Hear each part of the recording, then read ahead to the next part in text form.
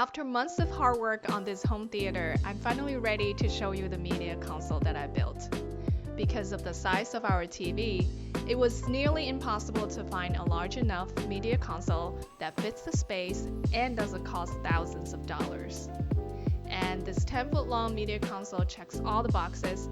It is good looking, low budget, and is easy to put together. If you've watched my videos before, you know I love a good IKEA hack. This time we're heading to IKEA for the Besta storage system. It is IKEA's flagship system for TV benches and entertainment center. They have a lot of configurations to choose from, different heights and widths. I picked up one 3-door unit and one 2-door TV unit. Combined, they're about 10 feet long and 15 inches high. After bringing the boxes home, it was assembly time.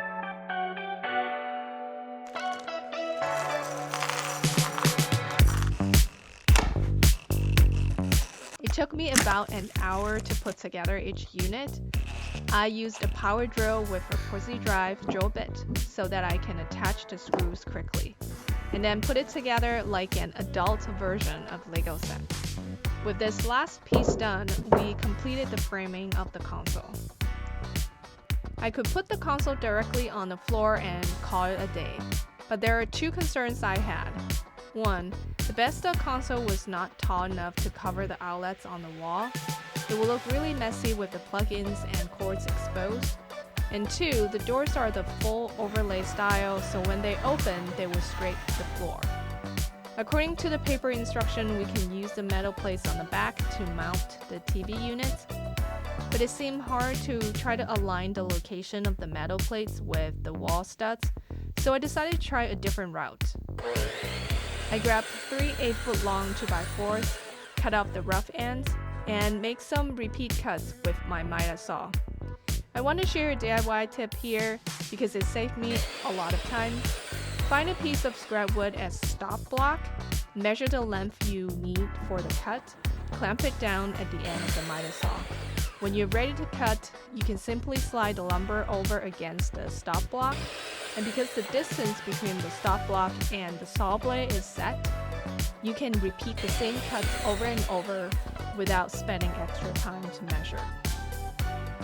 Then I sanded the front-facing 2x4s before assembly so the finish will look cleaner later. You've probably guessed it, I'm building a platform to fit the entire console. This is a popular DIY trick to make cabinets look built-in or custom.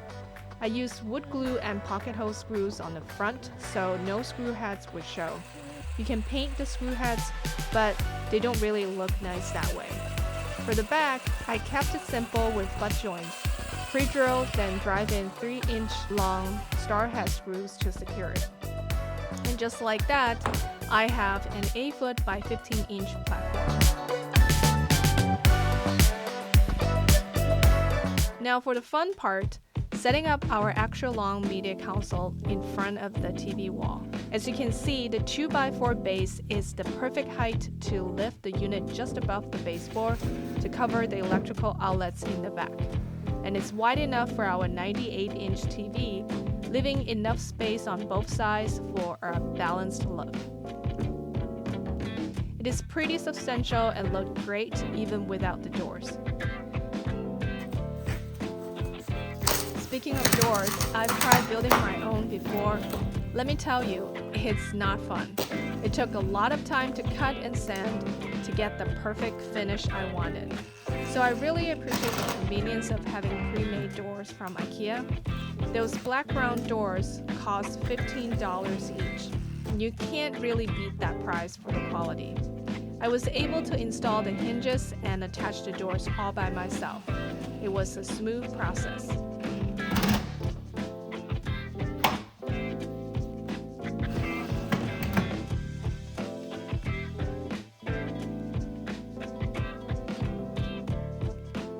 We are trying to troubleshoot this door that seems to be lopsided.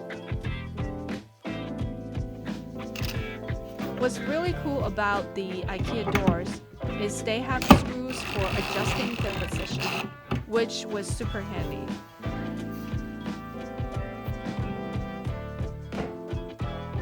Whoa.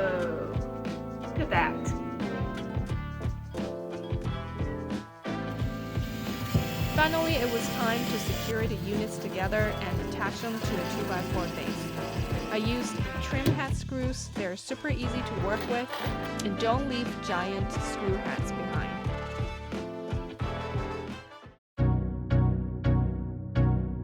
Here is the quick before, and here is the after. I like the scale of this meter console and the custom base I made. It looks a lot more expensive than it actually is and matches the aesthetic of this home theater perfectly. You can cut openings in the back panel for outlets. I didn't do that because I was able to position the console to reach the plug-in directly and hide all the cords behind the door.